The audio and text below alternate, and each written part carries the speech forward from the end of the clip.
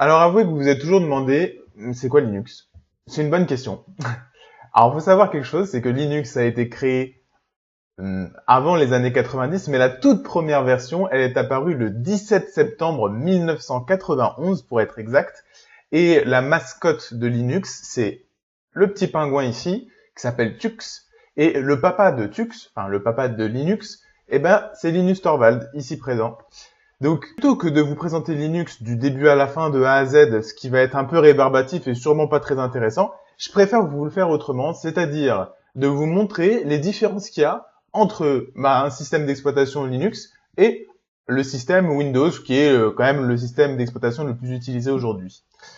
Ce qu'il faut savoir, c'est que le point principal de différence entre Linux et Windows, eh bien, c'est la disponibilité du code source. Je m'explique. Les concepteurs de Linux ont mis le code source à disposition. C'est-à-dire que vous et moi, nous pouvons aller sur Internet et trouver le code source, le modifier à notre guise et créer un peu un système d'exploitation custom. Alors, le code source, ça paraît un peu abstrait comme notion, mais c'est tout simplement la composition du système, comment le système a été développé. Ce système a été développé en langage C, mais on va pas développer davantage ce point puisque ça nous intéresse pas aujourd'hui.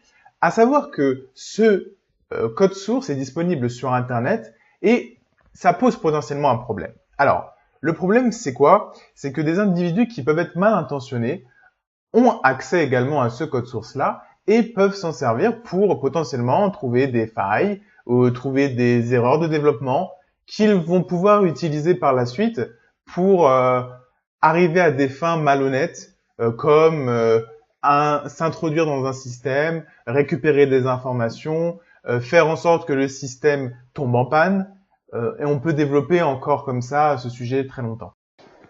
Un autre point très important en termes de différence entre Windows et Linux, c'est tout simplement le fait que chez Linux, on n'a pas de support fabricant, constructeur. Je m'explique. Sur Windows, si vous avez un problème, et mettons que vous ayez 2 serveurs Windows dans votre société et il y en a un sur lequel vous n'arrivez pas à faire tourner un logiciel en particulier. Si jamais vous ne trouvez pas la solution, vous pouvez contacter le support de Windows et ce support-là va tout faire pour vous trouver une solution. Par contre, ça coûte de l'argent.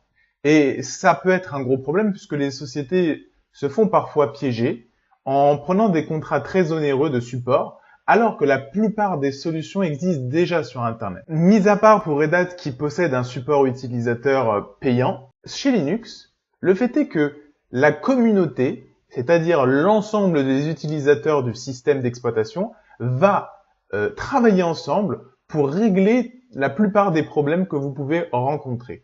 Et c'est pour ça que je vais vers le troisième point de différence, c'est la compatibilité des composants.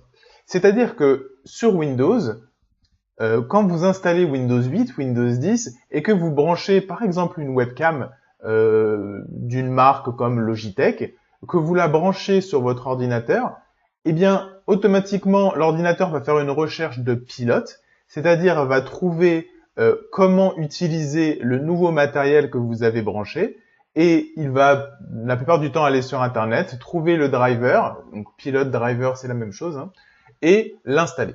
Sur Linux, malheureusement, ça ne fonctionne pas de la même manière, puisque les drivers sont développés par la communauté, et si jamais votre composant, par exemple une carte Wi-Fi, comme ça m'est arrivé il y a peu de temps, n'a pas de driver qui a été développé par la communauté, ben vous pouvez vous retrouver dans une situation délicate où votre composant ne va pas fonctionner correctement.